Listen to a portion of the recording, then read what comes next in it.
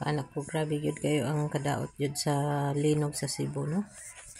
Grabe ang mga kuan yun dito. Mga building balay, mga nangaguba yun sila. Kani siya, ang McDonald's, simbahan. Kani siya, balay na siya, naipit ang mga tao diya, pero nakagawa sila. Naluwa sila itong pultahan. Kani ang karsada, padong ni siya sa south. Nagkuan siya, crackpot. Kani siya, na nga, nagkuan ang mga bato. Ang kilid sa karsada. McDonald's nga building, grabing guba jud. Ang motor, guba.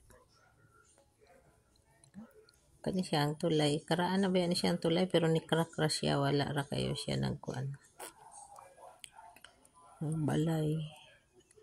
Siya kay pension house daw ni siya. Guba kayo, but grabe. Grabe, makana ko, grabe gid kayong trahedya dito nahitabo sa Cebu yun.